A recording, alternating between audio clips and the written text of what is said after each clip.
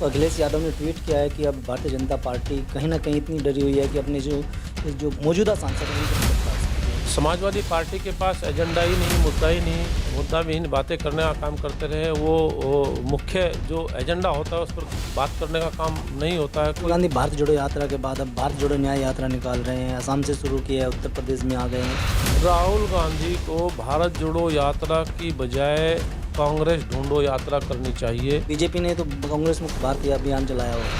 हमारी सरकार का तो एजेंडा, हमारी पार्टी का एजेंडा है कांग्रेस मुक्त भारत हो, और वो अभियान हमारा लगातार जारी है। पाला पलटने की अब बारी शुरू हो गई। अपनी भारतीय जनता पार्टी के विचारों से प्रभावित होकर के भारतीय जनता पार्टी में आना चाहते हैं, उनका हम लोग स्वागत करते हैं। विपक्ष जो है अनर्गल प्रकार की बातें हमेशा करता रहा है और अनर्गल प्रकार की बातों से देश प्रदेश चलने वाला नहीं है। केंद्र की मोदी सरकार का 10वां बजट पेश कर दिया गया है।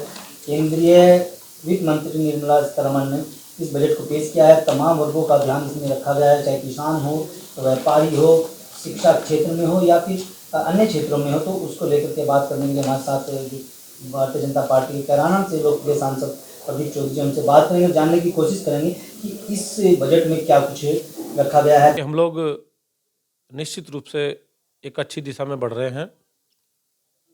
अच्छे परिणाम इस बजट के माध्यम से देखने को मिलेंगे। पहले भी बजट प्रस्तुत हुए हैं।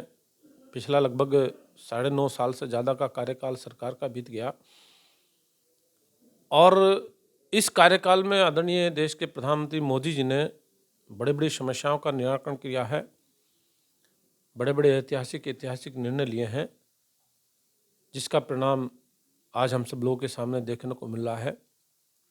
आत्मनिर्भर होकर के देश के लोगों ने काम किया है। तेजी से आगे बढ़ने के अवसर लोगों के सामने आए हैं। पहले रोड देखने को नहीं मिलती थी, टूटी फूटी सड़कें देखने को मिलती थी। बड़े बड़े हाईवे सरकार ने बनाने का काम किया है। रेलों के ट्रैक अच्छे नहीं होते थे, स्पीड से ट्रेन चलाना बड़ा कठिन काम रहता था। उस पर बहुत गंभीरता से सरकार ने काम किया है। ट्रैक भी ठीक किए हैं, प्लेटफार्म भी ठीक किए हैं, रेलवे स्टेशन भी अच्छे अमृत भारत योजना के अंतर्गत शामिल कर करके उनको डेवलप करने का काम किया जा रहा है।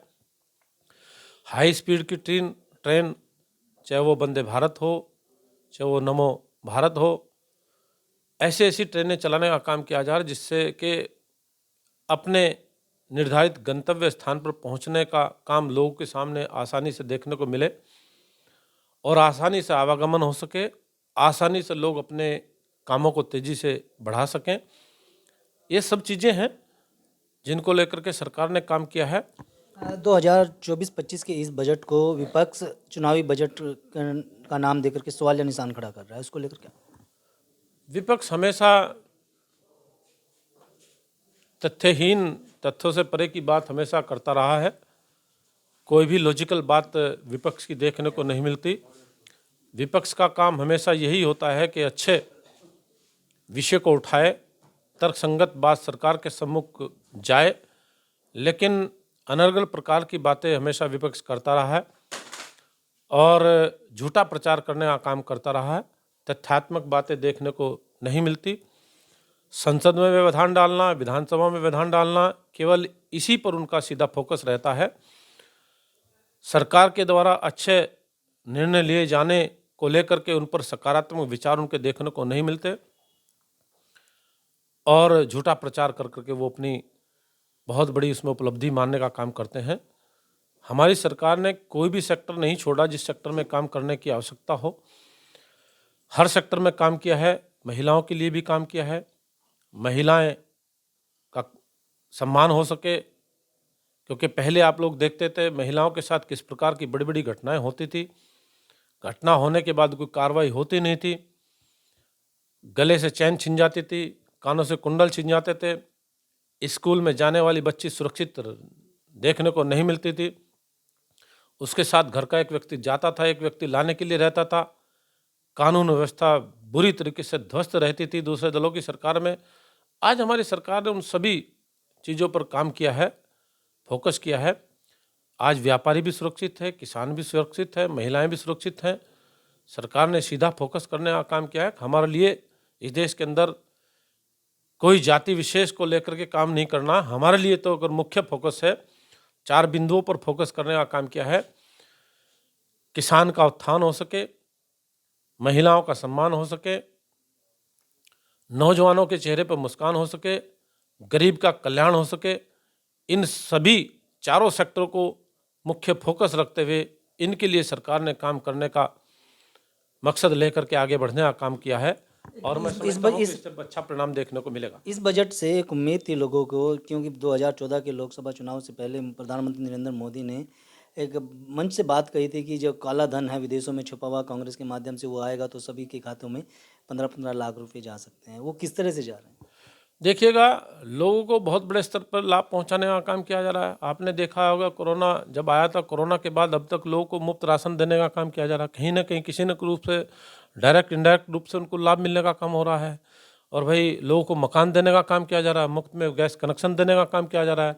आयुष्मान भारत योजना से लोगों को लाभान्वित 5 लाख रुपए तक की योजना का लाभ देने का काम किया जा रहा है। उससे बहुत बड़ी संख्या कवर हुई है और ऐतिहासिक निर्णय हमारी सरकार ने अब इस बजट में निर्णय लिया है कि आशाओं को और आंगनबाड़ी कार्यकर्ता और सहायिकाओं को इसमें शामिल करने का काम किया जाएगा। उनको भी इसका लाभ देने का काम सरकार ने किया है।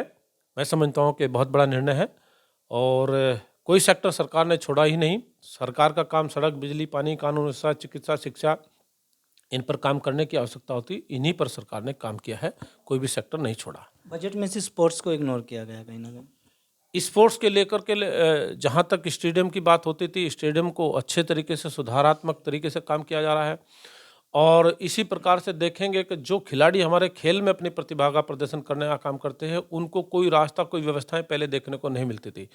आज जो खिलाड़ी सम्मान पा रहे हैं, स्वर्ण पदक और अन्य प्रकार के पदक जीत करके आ रहे हैं, उनसे जब मीडिया के लोग पूछने का काम करते हैं तो आप लोगों ने कैसे इतना लंबा सफ़र तय करने का काम किया, उन्होंने स्पष्ट रूप से अपने मुख से बोलने का काम किया है। हमारे पास पहले इस प्रकार की व्यवस्थाएं नहीं थी, सुधार देखने को नहीं मिलता था, व्यवस्थाएं न होने के कारण हम लोग अपने एफर्ट्स नहीं कर पाते थे। आज सरकार ने वो सारी व्यवस्थाएं, सुविधाएं उनके लिए प्रोवाइड कराने का काम किया है। उन व्यवस्थाओं, सुविधाओं के बदल वो बड़े बड़े पदक जीत करके आ रहे हैं। 100 से ज़्यादा पदक पिछले जो कार्यक्रम हुए थे खेलों के, उन कार्यक्रमों में खेलों में अपनी प्रतिभा का प्रदर्शन करने वाले खिलाड़ियों ने स्वर्ण पदक जीत करके लाने का काम किया है और अच्छा प्रदर्शन खिलाड़ियों ने किया है।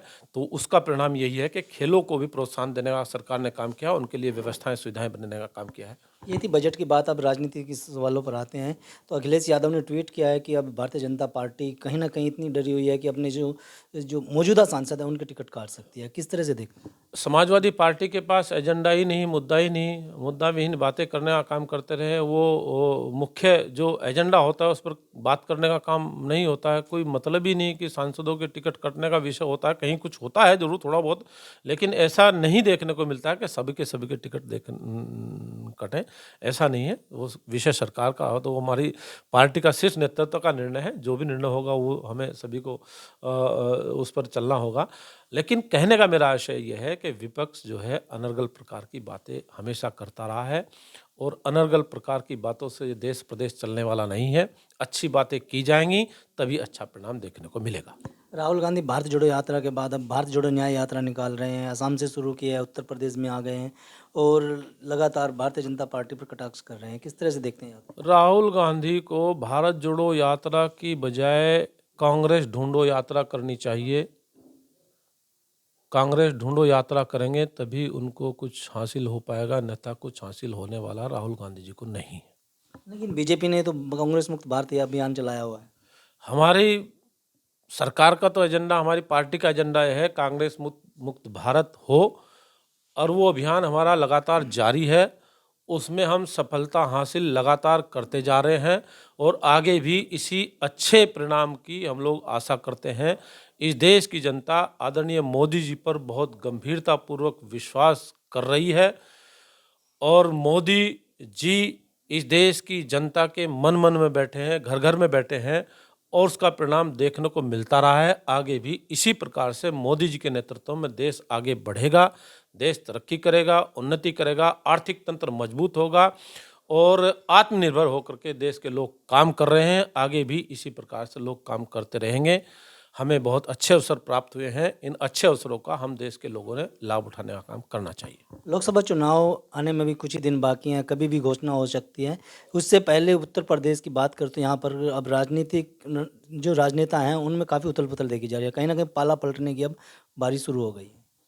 भारतीय जनता पार्टी के एजेंडे पर काम करने वाले लोगों की बहुत बड़ी संख्या है और भारतीय जनता पार्टी की विचारधारा से जुड़ने की बहुत बड़ी संख्या अभी भी देखने को मिलती रही है। लगातार बात आती हैं, जो चेयरमैन चुन करके आ रहे हैं उनकी भी लगातार कई जगह से बातें आ रही हैं। हमारे जनपद शामली और सहारनपुर से वो लगातार प्रयास कर रहे हैं कि हमारी भारतीय जनता पार्टी की विचारधारा से हम लोग जुड़ करके काम करने की इच्छा शक्ति वो लेकर के चल रहे हैं। तो मुझे आशा ही नहीं, पूरा विश्वास है, जो अपनी भारतीय जनता पार्टी के विचारों से प्रभावित होकर के भारतीय जनता पार्टी में आना चाहते हैं, उनका हम लोग स्वागत करते हैं और जल्द ही पार्टी शीर्ष नेतृत्व उस पर निर्णय करने का काम करेगा। अगर सहारनपुर जनपद के 2 नेताओं की बात करें, पूर्व मंत्री चाहे संजय गर्ग जी हों या धर्म सिंह सैनी जी हों, जो धर्म सिंह सैनी ने तो बाबा योगी आदित्यनाथ को लेकर के एक बड़ी टिप्पणी भी की थी चुनाव के दौरान। अब वो भी भारतीय जनता पार्टी में शामिल होने के लिए आतुर हैं। मैंने कहा नहीं, शीर्ष नेतृत्व का काम है, शीर्ष नेतृत्व जल्दी निर्णय करेगा, अच्छा निर्णय करेगा, उम्मीद है। संजय गर्ग तो पूरे कट्टर विरोधी रहे हैं भारतीय जनता पार्टी के, अब वो भी भारतीय जनता पार्टी की शरण में आने के लिए तैयारी कर रहे हैं। मैंने बोला तो है कि बहुत लोग ऐसे हैं जो अभी भी भारतीय जनता पार्टी की विचारधारा में अपना विश्वास व्यक्त करने जा रहे हैं। उनकी बड़ी सूची है, वो सूची बन करके तैयार हो रही है। शीर्ष नेतृत्व जब हरी झंडी देने का काम करेगा तभी उनको ज्वाइनिंग करने का काम समय तय नहीं है। समय तारीख अभी तय नहीं है, लेकिन उम्मीद है कि शायद जल्दी ही निर्णय होगा और जल्दी अच्छे परिणाम हम लोगों के सामने देखने को मिलेंगे। जी बहुत बहुत धन्यवाद एमपी साहब। ये थे हमारे साथ कैराना से लोकप्रिय सांसद प्रदीप चौधरी, जिन्होंने न्यूज़ 14 टुडे से बेबाकी से बातचीत करते हुए कहा है कि जो बजट है वो तमाम वर्गों को ध्यान में रख करके पेश किया गया है। तो वहीं जो राजनीतिक सवालों का जवाब देते हुए इन्होंने कहा है कि जो तमाम नेता हैं भारतीय जनता पार्टी में आने के लिए तैयारी कर रहे हैं, तो उनका भी जोरदार स्वागत है। वीडियो के बारे में आपकी क्या राय है, हमें कमेंट बॉक्स में। अगर आप ये खबर फेसबुक पर देख रहे हैं तो वीडियो को लाइक करके पेज को फॉलो करें। इसके अलावा अगर आप इस खबर से यूट्यूब के जरिए जुड़े हैं तो चैनल को सब्सक्राइब करके बेल आइकन दबाना बिल्कुल ना भूलें। नमस्कार।